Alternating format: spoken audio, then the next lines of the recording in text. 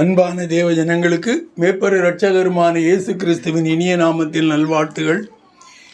இன்றைய செய்தியில் உலகத்திலே நீதிமான்கள் ஏன் துன்புறுத்தப்படுகிறார்கள் அல்லது ஏன் துன்பமடைகிறார்கள் அல்லது அவர்களுக்கு ஏன் கஷ்டம் வருகிறது. இந்த உலகத்திலே நாம் அடிக்கடி நீதியாய் வாழ்கிறவர்கள் கிறிஸ்தவர்கள் மட்டுமல்ல, மற்றவர்களையும் சேர்த்து அநேக உபத்திரவங்களுக்கு உள்ளாவதை பார்க்க முடிகிறது. அதே போல ரட்சிக்கப்பட்ட கிறிஸ்தவர்களும் கூட அநேக உபத்திரவங்களுக்கு உள்ளாவதை பார்க்கிறோம். ரட்சிக்கப்பட்டு விட்டால் உபத்திரவம் கிடையாது, சகலமும் நமக்கு நன்மையாகவே முடியும் என்று சொல்லக்கூடிய சமயத்தில் அவர்களுக்கும் இடர்கள் வருகிறது, உபத்திரவங்கள் வருகிறது, நோய்கள் வருகிறது, எல்லா கஷ்டமும் வருகிறது. இந்த உபத்திரவங்கள் பாவத்தினால் மாத்திரம் வருகிறது என்று நாம் நீதிமான்கள் அப்படி சொல்லிவிட முடியாது. பாவம் செய்கிறவர்களுக்கு ஒருவேளை பாவத்தினால் வருகிறது என்று சொல்லலாம். நீதிமான்களுக்கு எது நிமித்தம் வருகிறது?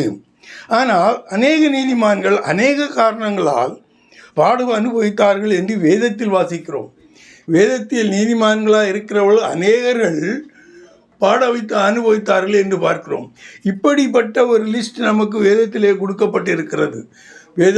நீதிமான்கள் எல்லாம் இப்படிப்பட்ட கஷ்டங்களை இதனால் அனுபவித்தார்கள் என்று சொல்லப்பட்டிருக்கும் பொழுது, உலகத்திலே நீதிமான்கள் கஷ்டப்படும் பொழுது அவருக்குள் ஏன் கஷ்டப்படுகிறார்கள் என்ற காரியத்தை 1, 2, 3 என்று சொல்லாமல் ஆல்ரெடி வேதத்தில் கொடுக்கப்பட்டிருக்கக்கூடிய அந்த நீதிமான்களுடைய அந்த கஷ்டங்களை பார்த்து எதனால் அவர்கள் கஷ்டப்பட்டார்கள் என்பதை நாம் இப்பொழுது கஷ்டப்படுகிறவர்களையோடு சேர்த்து ஒப்பிட்டு பார்ப்போமானால் நமக்கு ஏன் அவர்கள் கஷ்டப்படுகிறார்கள் என்பது தெரியும். அந்த துன்பப்படுகிறவர்கள் ஏன் துன்பப்படுகிறார்கள் என்று நம்ம லிஸ்ட்டு கேட்க முடியாது.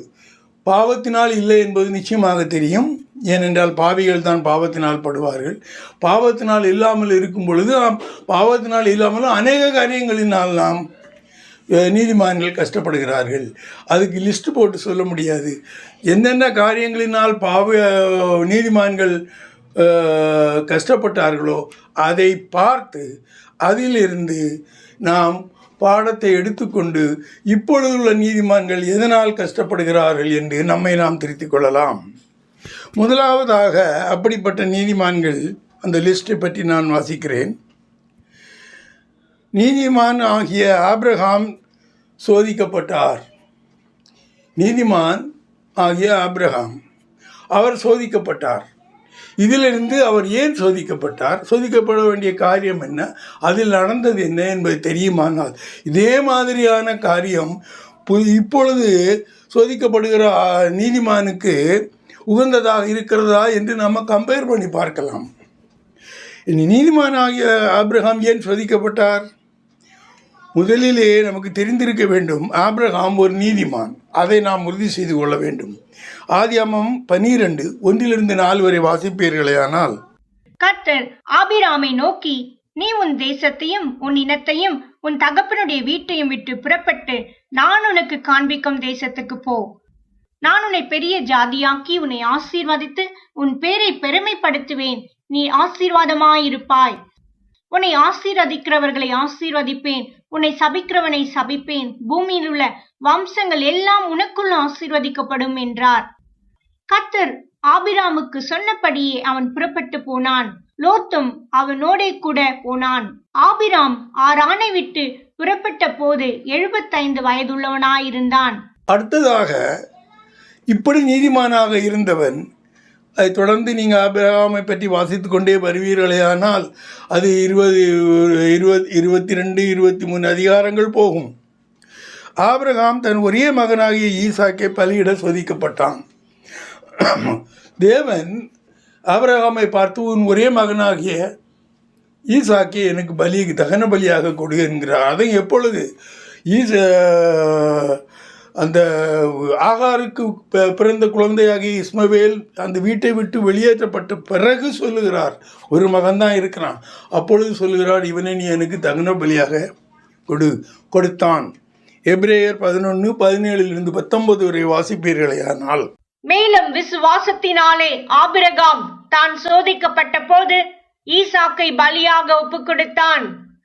ஈசாக்கின் இடத்தில் உன் சந்ததி விளங்கும் என்று அவனோடே சொல்லப்பட்டிருந்ததே. இப்படிப்பட்ட வாக்கு தத்தங்களை பெற்றவன் மரித்தோரிலிருந்து எழுப்ப தேவன் வல்லவராய் இருக்கிறார் என்றெண்ணி தனக்கு ஒரே பேரானவனையே பலியாக ஒப்புக் கொடுத்தான்.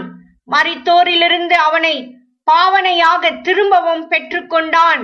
தேவன் ஒரு தடவை வாக்குறுதி கொடுத்தார், ஆனால் அவர் மனிதர்களைப் போல அதை விட்டு மாறி போக மாட்டார். அவர் சொன்னதுதான். அவர் ஈசாக்குக்கு சொல்லி இருக்கிறார். முதலிலே ஆபிரகாமுக்கு சொன்னார், உன் சந்ததி ஈசாக்கின் வழியாக வரும் என்றார். ஈசாக்குக்கு சொன்னார், உன் சந்ததி பூமியில் கடல் மணல் அத்தனையாய் விளங்கும் என்று சொன்னார். இப்படி சொன்னவர் அந்த ஈசாக்கை கொல்ல முடியுமா? அதனால் அந்த ஒரு அடிப்படையிலே ஆபிரகாம் தனது மகனை கொண்டு பலி கொடுக்க போனான். ஒருவேளை அவர் அவனை பலியாக ஏற்றுக்கொண்டாலும் அவனுக்கு மாறாக இன்னொரு ஈசாக்கை எனக்கு நிச்சயமாக கொடுப்பார் என்ற ஒரு தைரியத்தில், தேவன் மேல் உள்ள ஒரு வைராக்கியத்தில் போனான். இனி இவன் ஏன் சோதிக்கப்பட்டான்? இவ்வளவு வைராக்கியம் உள்ள ஆபிரகாம் போகுமிடம் என்ன எங்கே போகணுன்னே அவரை சொல்லாமல் இருந்த போதே புறப்பட்டு வந்த ஆபிரகாம், தேவன் எல்லாம் எனக்கு செய்வார் என்பதை ஏற்றுக்கொண்ட ஆபிரகாம், வானத்து நட்சத்திரங்களைப் போல உனக்கு பிள்ளைகள் பிறப்பார்கள் என்று சொன்ன பொழுது அதை ஏற்றுக்கொண்ட ஆபிரகாம் ஒரு காரியம் மட்டும் செய்தான். அவனுக்கு தேவன் ஒரு குழந்தையை தருவேன் என்று சொன்னார். அவன் 75 வயதாக இருக்கும் பொழுது அவர் சொன்னார். ஆனால் ஒரு 85 வயதாக வரும் வரை அது நடக்கவில்லை. அப்பொழுது அவனுடைய மனைவியாக சாராள், அவளுக்கு குழந்தை இல்லாமல் இருந்தது. அவனை விட ஒரு 10 வயது குறைந்தவளாக இருந்தாள். அவளுக்கு ஸ்திரீகளுக்கு வரக்கூடிய வழிபாடு நின்று போயிருந்தது. ஆகவே அவள் என்ன நினைத்தாள் என்றால், தேவன் ஆபிரகாமுக்கும் தனக்கும் குழந்தை கொடுக்க மாட்டார் என்று தனக்குள்ளே ஒரு முடிவை உண்டாக்கி அதை அவர் ஆபிரகாமுக்கு சொன்னாள். நமக்கு வேலைக்காரியாக இருக்கக்கூடிய ஆகார் என்பவளை நீர் மறுமனையாட்டியாக எடுத்துக்கொள்ளும். அந்த பூர்வீகத்திலே நீங்கள் காசு கொடுத்து ஒரு அடிமை பெண்ணை வாங்குவீர்களே, ஆனால் அவள் உன் குடும்பத்தில் ஒருத்தியாகி விடுவாள் என்று வேதம் சொல்லுகிறது.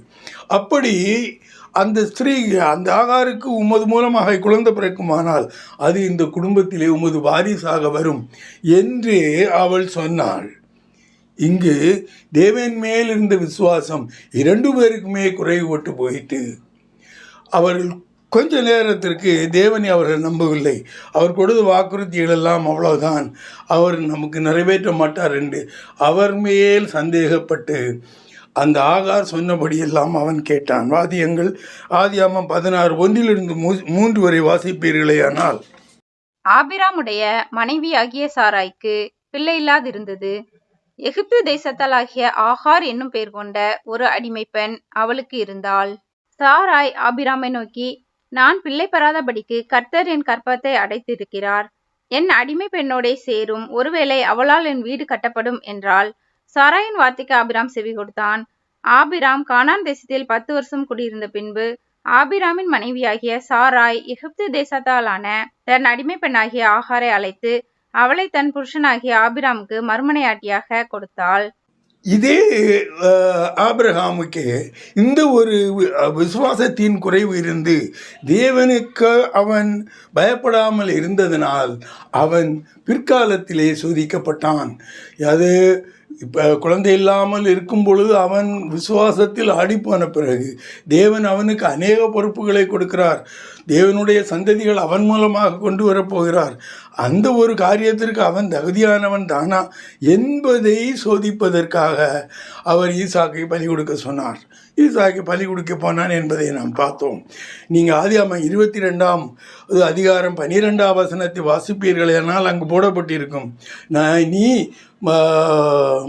ஈசாக்கு மேல் கைபோடாதே, நீ தேவனுக்கு பயப்படக்கூடியவன் என்பதை இப்பொழுது நான் அறிந்து கொண்டேன் என்று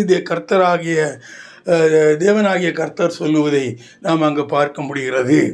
ஆகையால் அவனுடைய விசுவாச குறைவின் காரணமாக அவன் சோதிக்கப்பட்டான். ஆனாலும் அவன் அந்த விசுவாசத்தை திரும்பவும் நிலைநிறுத்தினதால் அவன் பழையபடி மகிமைப்படுத்தப்பட்டான்.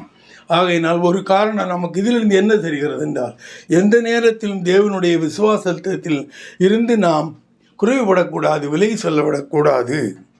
அடுத்ததாக யோபு என்ற நீதிமான் தேவனுக்கு சாட்சியாக இருப்பதற்காக அவன் தேவன் மேல் கொண்ட ஆதி வைராக்கியத்தினால் சாத்தானிடம் ஒப்புக் கொடுத்தார். சாத்தான்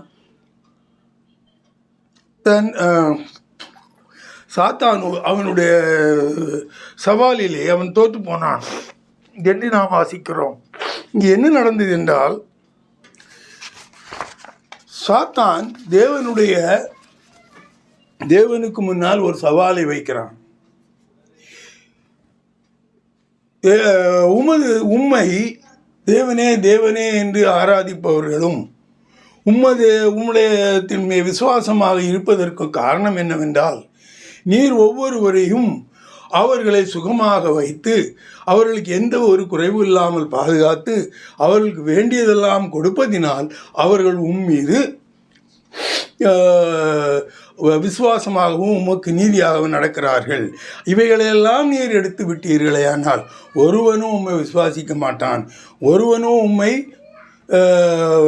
விசுவாசியாமல் போகிறது மட்டுமில்லை, உம்மை தூஷணம் பண்ணி திட்டமும் செய்வான் என்று அவன் விட்ட சவாலை பொய் என்று நிரூபிப்பதற்காக நீதிமானாக தன்னால் நீதிமான் என்று பெயர் சூட்டப்பட்ட யோபுவை அவனுக்கு ஒரு உதாரணமாக நடத்தினார், சாட்சியாக நடத்தினான், தேவனுடைய சாட்சியாக அவன் நடத்தப்பட்டான். இதே அந்த யோபுவை நீ சோதித்துப்பார், அவன் எந்த நேரத்திலும் என்னை தூஷிக்க மாட்டான் என்று அவனை இந்த சாத்தானுக்கு முன்னால் நடத்தினான். யோபு தேவனை தூஷணம் செய்யவே இல்லை, ஆனால் சாத்தான் தோற்று போய்விட்டான். இதுதான் இந்த நடந்ததின் சாராம்சம். இனி யோபு தேவனுக்கு பயந்தவனும் உத்தமனாக இருந்தான் என்பதற்குள்ள வேத வசனம் யோபு 1:1. ஊத்ஸ் தேசத்திலே யோபு என்னும் பேர் கொண்ட ஒரு மனுஷன் இருந்தான். அந்த மனுஷன் உத்தமனும் சன்மார்க்கனும் தேவனுக்கு பயந்து பொல்லாப்புக்கு விலகுகிறவனுமாயிருந்தான். இனி உபத்திரவங்களும் சரீரத்தில் வியாதிகளும் வரும் பட்சத்தில் ஒரு விசுவாசியாகிய நீதிமான் கூட தேவனை மறுதலித்து உபத்திரவங்களுக்கு காரணம் காட்டி அவரை தூஷணம் செய்வான் என்று சாத்தான் விடுவித்த சவாலுக்கு யோபுவை தனக்கு சாட்சியாக நடத்தினார். முடிவு வரை அவன் தேவனை தூஷிக்கவே இல்லை. இந்த காரணத்தினால் யோபு இழந்தவைகளையெல்லாம் இரண்டத்தனையாக திரும்ப பெற்றுக்கொண்டான்.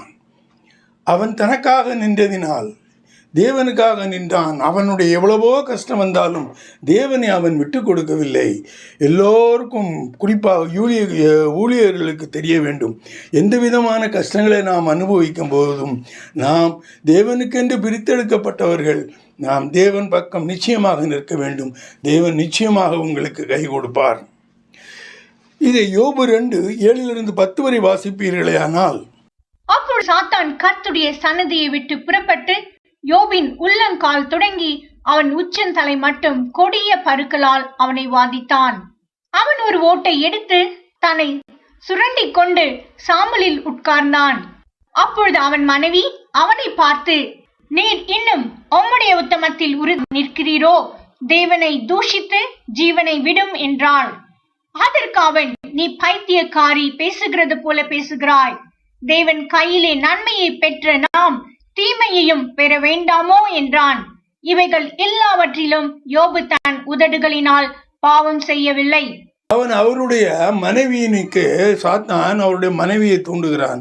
நீ சொல்லு, நீ தூஷணம் பண்ணி நீ உயிரை விட்டு விடு, ஏன்பா இவ்வளோ கஷ்டமும் இவ்வளவு புண்களை எல்லாம் உண்மையில் ஏற்றுக்கொண்டு கஷ்டப்படுகிறாய் என்று சொன்ன பொழுதும் அவன் தேவனை தூஷணம் செய்யவில்லை. அவனுடைய மனைவியை மட்டுமில்லை, அவனுடைய ஃப்ரெண்ட்ஸ், அவனுடைய சிநேகிதரையும் கூட அப்படி செய்கிறான். அதில் 4 பேருடைய பெயர் அங்கு அந்த புஸ்தகத்தில் எழுதப்பட்டிருக்கும். தேமானாகிய எலிபாசு, சூகியனாகிய பில்தாது, நாகமாத்திய சேப்பார், பூசியனாகிய எலிவு. இந்த 4 பேரும் அந்த எப்படி அவனுடைய மனைவி அவனுக்கு அட்வைஸ் பண்ணாலோ அதே மாதிரி இந்த 4 பேரும் வந்து அவனுக்கு அவனுடைய குறைபாடுகளை சொல்லி இப்படி நடந்திருக்கலாம், இப்படி இருந்திருக்கலாம், நீர் இந்த மாதிரி செய்திருக்கலாம், ஆகையால் நீர் பாவி என்பதை விட்டு தேவனை விட்டு பிரிந்து விடும் என்பது மாதிரியான ஒரு அட்வைஸ்களை சொல்வதை நாம் பார்க்கிறோம்.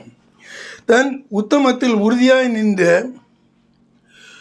நின்றதினால் இவ்வளெல்லாம் சொன்ன பொழுதும் கூட அவன் இவ்வளவோ கஷ்டப்பட்ட கூட அவன் அதிலிருந்து விலகி போகவே இல்லை. ஆகையால் நடந்தது என்ன? அவனுக்கு இருந்தவைகளையெல்லாம், அவனுடைய ஆடுகள் மாடுகள் அவனுக்குரியவைகள் எல்லாவற்றிலும் தேவன் அவனை 2 தனையாய் ஆசீர்வதித்தார் என்று வாசிக்கிறோம். யோபு 42:12-16 வரை வாசிப்பீர்களேயானால், கர்த்தர் யோபின் முன்னிலைமையை பார்க்கிலும் அவன் பின்னிலைமையை ஆசீர்வதித்தார். 14,000 ஆடுகளும் 6,000 ஒட்டகங்களும் 1,000 ஏர்களும் 1,000 கழுதைகளும் அவனுக்கு உண்டாயின. 7 குமாரரும் 3 குமார்த்திகளும் அவனுக்கு பிறந்தார்கள். மூத்த மகளுக்கு எமிமால் என்றும், 2ஆம் மகளுக்கு கெத்சியால் என்றும், 3ஆம் மகளுக்கு கேரனாபுக் என்றும் பெயரிட்டான். தேசத்தில் எங்கும் யோபின் குமார்த்திகளைப் போல் சௌந்தரியமான பெண்கள் காணப்படவில்லை. அவர்கள் தகப்பன் அவர்கள் சகோதரரின் நடுவிலே அவர்களுக்கு சுதந்திரம் கொடுத்தான். இதற்கு பின்பு யோபு 140 வருஷம் உயிரோடு இருந்து 4 தலைமுறையாக தன் பிள்ளைகளையும் தன் பிள்ளைகளுடைய பிள்ளைகளையும் கண்டான். இங்கு யோபு உபத்திரவப்பட்டான், யோபு கஷ்டப்பட்டான், யோபுவின் பெயர் மிகவும் மோசமாக பேசப்பட்டது. அவனுக்கு உபத்திரவம், நோய், வியாதி எல்லாம் வந்தது. ஆனால் தேவனை அவன் மகிமைப்படுத்தி கொண்டே இருந்தான். இது ஒவ்வொரு கிறிஸ்தவர்களுக்கும் தெரிந்திருக்க வேண்டும். அப்படி நீங்கள் செய்வீர்களேயானால் அவர் உங்களை 2 தனையாக 100 தனையாக கூட உயர்த்துவார். இனி இன்னொரு நீதிமானை பார்க்கிறோம். அதாவது தேவன் கட்டளைக்கு கீழ்ப்படிந்து பக்தி வைராக்கியத்தினால் ராஜா விக்கிரக ஆராதனைக்கு கட்டளையிட்ட போது மரணத்திற்கு பயமில்லாமல் ராஜாவே ஏற்று நின்ற தானியேலின் நண்பர்கள் 3 பேர். இவர்கள் எரியும் அக்கினியில் சூழலிலே போடப்பட்ட பொழுது தன் தூதனை அனுப்பி அவர்களை காப்பாற்றினார். தேவன் மகிமைப்பட இவர்கள் உபயோகப்படுத்தப்பட்டவர்களாக இருக்கிறார்கள். நெபுகாத்நேச்சர் தேவனால் ஆசீர்வதிக்கப்பட்டவனாக இருந்தான். அவன் மிகவும் விரிவடைந்தான். அவனுக்கு கனமும் எல்லா பொருள்களும் எல்லாம் அந்த பெரியவனாக இருந்தான். அப்படி இருந்தவன் ஒரு காலத்தில் தேவனுடைய மகிமையை பற்றி அவன் கேள்விப்பட்ட போது அதை பற்றி அவன் அதிகமாக பார்த்து கொள்ளவில்லை. தேவனை அவன் அதிகமாக அறிந்து அவருக்கு மகிமைப்படுத்தவில்லை. அந்த மாதிரியான தருணத்திலே அவன் என்ன செய்தான்? தன்னுடைய தூதர்களில் அவன் தேவனுடைய ஒருவருடைய சிலையை கொண்டு நடத்தி எல்லோரும் அந்த விக்கிரக ஆராதனை செய்யுங்கள் என்றான். நெபுகாத்நேச்சர் பாபிலோனிய ராஜா செய்த விக்கிரகம். தானியேல் 3:1. ராஜாவாகிய நேபுகாத்நேச்சர் 60 முழ உயரமும் 6 முழ அகலமுமான ஒரு பொற்சிலையை பண்ணுவித்து பாபிலோன் மாகாணத்தில் இருக்கிற தூரா என்னும் சமபூமியிலே நிறுத்தினான். அந்த பொன்னினாலான விக்கிரகத்தை நிறுத்திவிட்டு அவன் ஒரு கட்டளை கொடுத்தான். அந்த ராஜாவின் கட்டளை என்னவென்றால் தானியேல் 3:4-6 வரை வாசிப்பீர்களேயானால், கட்டியக்காரன் உரத்த சத்தமாய், சகல ஜனங்களும் ஜாதிகளும் பாஷைக்காரருமானவர்களே, உங்களுக்கு அறிவிக்கப்படுகிறது என்னவென்றால், எக்காலம் நாகசுரம் கிண்ணரம் வீணை சுரமண்டலம் தம்புரு முதலான சகலவித கீத வாத்தியங்களின் சத்தத்தை நீங்கள் கேட்கும் போது நீங்கள் தாழ விழுந்து ராஜாவாகிய நேபுகாத்நேச்சர் நிறுத்தின பொற்சிலையை பணிந்து கொள்ள கடவீர்கள். எவனாகிலும் தாழ விழுந்து அதை பணிந்து கொள்ளாமற் போனால் அவன் அந்நேரமே எரிகிற அக்னி சூளையின் நடுவிலே போடப்படுவான் என்றான். இந்த கட்டளை எதை சொல்லுகிறது என்றால், தான் நடத்திய அந்த ஒரு விக்கிரகத்தை எல்லோரும் பணிந்து ஆராதனை செய்ய வேண்டும். அப்படி செய்வது கிறிஸ்தவர்களுக்கு, அதாவது தேவனுக்கு பிரியமானவர்களுக்கு, தேவனுடைய கட்டளைப்படி நடப்பவர்களுக்கு விக்கிரக ஆராதனை கூடாது. வேறே தெய்வங்களையோ தேவர்களையோ நாம் ஆராதிக்கக்கூடாது. அந்த முறையில் இந்த 3 நபர்கள் சாத்தானுடைய தானியேலுடைய நண்பர்கள் சாத்ராக் மேஷாக் ஆபேத்நேகோ, அந்த 3 பேரும் ராஜாவின் கட்டளையை ஏற்க மறுத்தார்கள். அதற்கு அப்பொழுது அவர்கள் மறுத்த பொழுது அவர்கள் என்ன சொன்னார்கள் என்பதை வாசியுங்கள். தானியேல் 3:16-18. சாத்ராக், மேஷாக், ஆபேத்நேகோ என்பவர்கள் ராஜாவை நோக்கி, நேபுகாத்நேச்சாரே, இந்த காரியத்தை குறித்து உமக்கு உத்தரவு சொல்ல எங்களுக்கு அவசியமில்லை. நாங்கள் ஆராதிக்கிற எங்கள் தேவன் எங்களை தப்புவிக்க வல்லவராயிரு. அவர் எரிகிற அக்னி சூளைக்கும் ராஜாவாகிய உம்முடைய கைக்கும் நீங்களாக்கி விடுவிப்பார். விடுவிக்காமற் போனாலும் நாங்கள் உம்முடைய தேவர்களுக்கு ஆராதனை செய்வதும் இல்லை, நீர் நிறுத்தின பொற்சிலையை பணிந்து கொள்வதும் இல்லை என்கிறது ராஜாவாகிய உமக்கு தெரிந்திருக்க கடவுது என்றார்கள். இப்படியாக அந்த 3 பேர் மறுத்ததினால் அவர்களை 3 பேரையும் கையும் காலுமாக கட்டி எரிகிற அக்னி சூளையில் போட்டான். போட்ட பொழுது அவன் பார்க்கிறான், 3 பேர் அக்னியில் சூளையிலே போடப்பட்டவர்கள், 4 பேர்கள் அங்கு சுதந்திரமாக உலாவதை பார்த்து அவன், ஐயோ, தேவனாகிய இஸ்ரவேலின் தேவனாகிய கர்த்தர் தன் தூதர்களை அனுப்பி அவர்களை காப்பாற்றினார் என்பது அவன் மூளைக்கு எட்டி அவர்களை சூழலிலிருந்து விடுவிக்கிறான். அவன் அதன் பிறகாக அவன் சொன்ன காரியம் தானியேல் 3:28-29 வாசிப்பீர்களே. ஆனால் அப்பொழுது நேபுகாத்நேச்சார் வசனித்து, சாத்ராக், மேஷாக், ஆபேத்நேகோ என்பவர்களுடைய தேவனுக்கு அவர்கள் தங்களுடைய தேவனை தவிர வேறொரு தேவனையும் சேவித்து பணியாமல் அவரையே நம்பி ராஜாவின் கட்டளையை தள்ளி தங்கள் சரீரங்களை ஒப்புக் கொடுத்ததினால் அவர் தமது தூதனை அனுப்பி தம்முடைய தாசரை விடுவித்தார். ஆதலால் சாத்ராக், மேஷாக், ஆபேத்நேகோ என்ப தேவனுக்கு விரோதமாக தூஷண வார்த்தையை சொல்லுகிற எந்த ஜனத்தானும் எந்த ஜாதியானும் எந்த பாஷைக்காரனும் துண்டித்து போடப்படுவான், அவன் வீடு எருக்களமாக்கப்படும் என்று என்னாலே தீர்மானிக்கப்படுகிறது. இவ்விதமாய் ரட்சிக்கத்தக்க தேவன் வேறொருவர் இல்லை என்றான். இதில் என்ன படுகிறது? இங்கும் தேவன் மகிமைப்படுகிறார். இந்த 3 இளைஞர்களும் தேவனுடைய பேரை மகிமைப்படுத்தினார்கள். அவருக்காக தன்னை தான் மரித்து போனாலும் சரி, தன் மரித்து போவதை கூட அவள் ஏற்றுக்கொள்வார்கள். ஆனால் தேவனுடைய நாமம், தேவனுடைய கட்டளை மீறப்படுவதையும் அது உதாசீனப்படுத்துவதையும் அவர்கள் ஏற்றுக்கொள்ள முடியாதவர்களாக இருந்தார்கள். எல்லோருக்கும் முன்பாக அவர்கள் தேவனால் மகிமைப்படுத்தப்பட்டார்கள் என்று நாம் வாசிக்கிறோம். இனி இவைகளையெல்லாம் தேவனை மகிமைப்படுத்தக்கூடியவைகளாக இருக்கிறது. இனி ஒரு காரியம், தேவனாகிய கர்த்தரின் கட்டளையின்படி இஸ்ரவேல் எகிப்திலிருந்து மீட்டு கொண்டு 40 வருஷம் வனாந்தரத்திலே வழி நடத்தி கொண்டு வந்த மோசேயை கானான் தேசத்திற்குள் நுழைய விடவில்லை. காரணம், தேவ கட்டளையை மீறி செயல்பட்டான். இதை எண்ணாமகம் 20வது அதிகாரத்திலே வாசிப்பீர்களே, ஆனால் தெரியும். அந்த இடத்தில் வந்த பொழுது அங்கு தண்ணி இல்லாமல் இருந்தது. தண்ணி இல்லாமல் இருந்தபோது ஜனங்கள் எல்லாம் மோசேயை நோக்கி கதறுகிறார்கள். என்னையா நீ எகிப்திலிருந்து எங்களை எல்லாம் கூட்டு வந்து 6 லட்சம் பேருக்கு மேலே இருக்கிறோம், இங்கு தண்ணி இல்லை, தண்ணி இல்லாமல் நாங்கள் இங்கு பிரேதமாகி சாவதற்காக இங்கு கூட்டிக் கொண்டு வந்த என்று முறுமுறுக்கிறார்கள், கல்லறிவதற்கு தயாராகி விட்டார்கள். அப்பொழுது அவன் தேவனை நோக்கி தலகுப்புற விழுந்த, ஆண்டவரே, நான் என்ன செய்ய வேண்டும் என்று கேட்கிறான். அப்பொழுது தேவனாகிய கர்த்தர் சொல்லுகிறார், முன்னாலே இருக்கக்கூடிய கண்மலையை பார்த்து தண்ணீர் கொடுப்பதற்காக அதனிடம் பேசு, அந்த தண்ணீர் அங்கிருந்து வரும் என்று சொல்லுகிறார். ஆனால் இதற்கு முன்பு யாத்திராமம் 17:6 ஒரு தடவை சொல்லியிருப்பார்.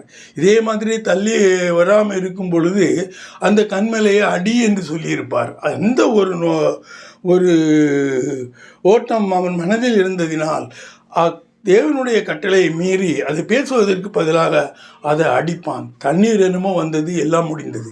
ஆனால் தேவன் அவருடைய கட்டளை அவன் பரிசுத்த குறைச்சலாக்கினதினால் அவனை கானான் தேசத்திற்குள் போக முடியாது என்று தடுத்து விட்டார். இதை எண்ணாமம் 27:12-14 வரை வாசிப்பீர்களேயானால், பின்பு கர்த்தர் மோசேயை நோக்கி, நீ இந்த அபாரீம் மலையில் ஏறி நான் இஸ்ரவேல் புத்திரருக்கு கொடுத்த தேசத்தை பார். நீ அதை பார்த்த பின்பு உன் சகோதரனாகிய ஆரோன் சேர்க்கப்பட்டது போல நீயும் உன் ஜனத்தாரிடத்தில் சேர்க்கப்படுவாய். சபையர் வாக்குவாதம் பண்ணின சீன் வனாந்திரத்தில் தண்ணீருக்கடுத்த விஷயத்தில் அவர்கள் கண்களுக்கு முன்பாக என்னை பரிசுத்தம் பண்ண வேண்டிய நீங்கள் என் கட்டளையை மீறினீர்களே என்றார். இது சீன் வனாந்திரத்தில் காதேஸ் ஊர் அருகே உண்டான மேரிபாவின் தண்ணீருக்கடுத்த காரியமே. கன்மலையை பார்த்து பேசுங்கள் என்று கர்த்தர் சொன்னபோது மனமேட்டுமையாகி ஜனங்கள் மீது கோபம் கொண்டு கன்மலையை தன் கோலினால் 2 தரம் அடித்தான். இந்த சமயத்தில் தேவ கட்டளையை கேர்லஸாக எடுத்துக்கொண்டு அவரை பரிசுத்தம் பண்ணாததினால் மோசே கானான் தேசத்திற்குள் நுழைய முடியாதிருந்தது.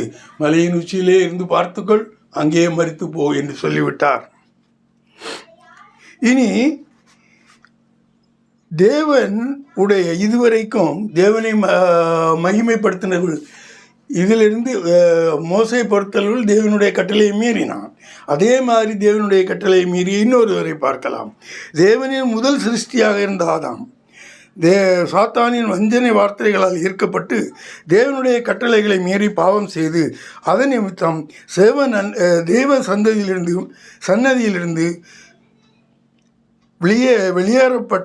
வெளியேற செய்தது மட்டுமின்றி சாத்தானுக்கு அடிமையாகவும் போனான். இங்கு என்ன செய்யப்பட்டது?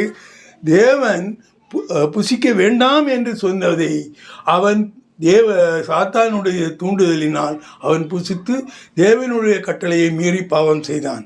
தேவனுடைய கட்டளை என்ன என்பதை ஆதியாகமம் 2:16-17 வாசிப்பீர்களேயானால், தேவனாகிய கர்த்தர் மனுஷனை நோக்கி, நீ தோட்டத்தில் உள்ள சகல விருட்சத்தின் கனியையும் புசிக்கவே புசிக்கலாம், ஆனாலும் நன்மை தீமை அறியத்தக்க விருட்சத்தின் கனியை புசிக்க வேண்டாம், அதை நீ புசிக்கும் நாளில் சாகவே சாவா என்று கட்டளையிட்டார்.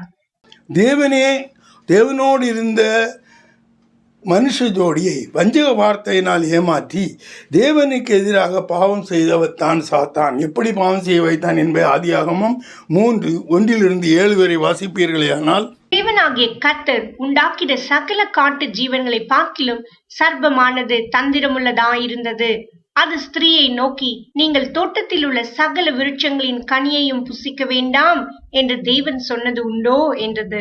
ஸ்திரீ சர்ப்பத்தை பார்த்து, நாங்கள் தோட்டத்தில் உள்ள விருட்சங்களின் கனிகளை புசிக்கலாம், ஆனாலும் தோட்டத்தின் நடுவில் இருக்கிற விருட்சத்தின் கனியை குறித்து தேவன் நீங்கள் சாகாதபடிக்கு அதை புசிக்கவும் அதை தொடவும் வேண்டாம் என்று சொன்னார் என்றாள். அப்பொழுது சர்ப்பம் ஸ்திரீயை நோக்கி, நீங்கள் சாகவே சாவதில்லை, நீங்கள் இதை புசிக்கும் நாளிலே உங்கள் கண்கள் திறக்கப்படும் என்றும் நீங்கள் நன்மை தீமை அறிந்து தேவர்களைப் போல் இருப்பீர்கள் என்றும் தேவன் அறிவார் என்றது. அப்பொழுது ஸ்திரீயானவள், அந்த விருட்சம் புசிப்புக்கு நல்லதும் பார்வைக்கு இன்பமும் புத்தியை தெளிவிக்கிறதற்கு இச்சிக்கப்படத்தக்க விருட்சமுமாய் இருக்கிறது என்று கண்டு அதன் கனியை பறித்து புசித்து தன் புருஷனுக்கும் கொடுத்தாள், அவனும் புசித்தான். அப்பொழுது அவர்கள் இருவருடைய கண்களும் திறக்கப்பட்டது, அவர்கள் தாங்கள் நிர்வாணிகள் என்று அறிந்து அத்தி இலைகளை தைத்து தங்களுக்கு அரைக்கச்சைகளை உண்டு பண்ணினார்கள். பாவம் அவன் செய்த பொழுது தெய்வ மகிமை இழந்து ஆவிக்குரிய வாழ்வை இழந்து போனான். இது நிமித்தமாக அவனுக்கு வந்த எல்லா சந்ததிகளும் சிலுவை வரையிலும் பாவிகளாகவே இருந்தனர். இது எதை காட்டுகிறது என்றால், எப்படி இது நீதிமானாக இருந்த ஆதாம் ஆரம்பத்தில் நீதிமானாக தான் இருந்தான், அவன் நித்திய ஜீவனை உடையவனாக இருந்தான். அப்படி இருந்துமே அவன் ஏன் பாவியாகி போனான், அவன் ஏன் இந்த மாதிரி கஷ்டத்திற்குள்ளானான் என்றால் சாத்தானுக்கு செவி கொடுத்தான். அவன் தேவனுடைய கட்டளை மீறி அவன் சொன்னதை ஏற்றுக்கொண்டான். ரோமர் 6:16 என்ன சொல்லுகிறது? நீ தேவனுடைய கட்டளையை கீழ்ப்படுத்தி ஏற்றுக்கொண்டால் நீ தேவனுக்கு கீழ்ப்படிந்தவனாயிருப்பாள். அதே மாதிரி நீ சாத்தானுடைய கட்டளையை ஏற்றுக்கொண்டு அவனுக்கு கீழ்ப்படுகிறவனாக இருந்தால் நீ சாத்தானுக்கு அடிமையாக இருப்பாய் என்று சொல்லு. அதன்படி இவன் சாத்தானுக்கு அடிமையாகி போனான்.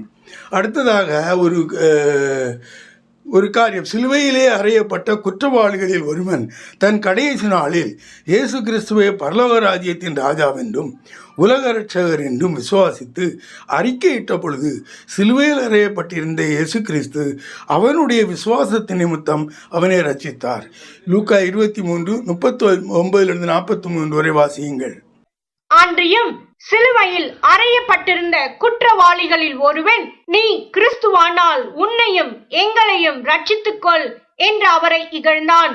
மற்றவன் அவனை நோக்கி, நீ இந்த ஆக்கினைக்குட்பட்டவனாய் இருந்தும் தேவனுக்கு பயப்படுகிறதில்லையா? நாமோ நியாயப்படி தண்டிக்கப்பட்டிருக்கிறோம். நாம் நடப்பித்தவைகளுக்கு தக்க பலனை அடைகிறோம். இவரோ தகாததொன்றையும் நடப்பிக்கவில்லையே என்று அவனை கடிந்து கொண்டு இயேசுவை நோக்கி, ஆண்டவரே, நீர் உம்முடைய ராஜ்யத்தில் வரும்போது அடியேனை நினைத்தருளும் என்றான். இயேசு அவனை நோக்கி, இன்றைக்கு நீ என்னுடனே கூட பரதீசியில் இருப்பாய் என்று மெய்யாகவே உனக்கு சொல்லுகிறேன் என்றார்.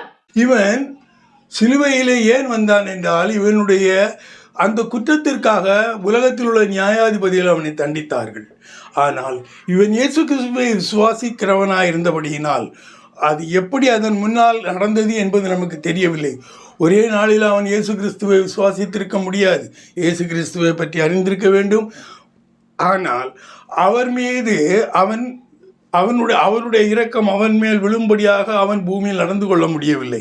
கடைசி நேரத்தில் சிலுவையிலே மறுத்த பொழுது அவர் தன்னுடைய பக்கத்திலே இருக்கிறதினால் அவர் தன்னுடைய விசுவாசத்தை எடுத்து கூறி ராஜ்யத்திலே பரலோக ராஜ்யம் இருப்பதாக அவன் ஒத்துக்கொண்டான்.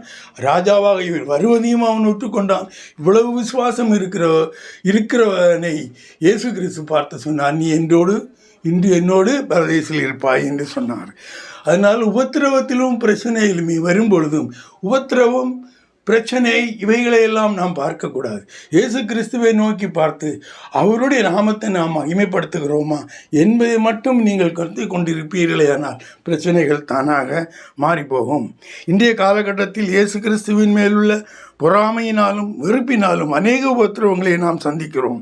விசுவாசிகள் தங்கள் விசுவாசத்தில் நிலைத்திருந்தால் உங்களுக்கு வரும் துன்பங்கள் இன்பங்களாக மாறும். இன்னும் அநேக நீதிமான்கள் உண்டு. யோசேப்பு, தாவீது, ஸ்தோவான், இப்படி தேவனுக்காக ஊழியம் செய்தவர்கள் அனுபவித்த துன்பங்களையும் நீங்கள் ஒப்பிட்டு பாருங்கள்.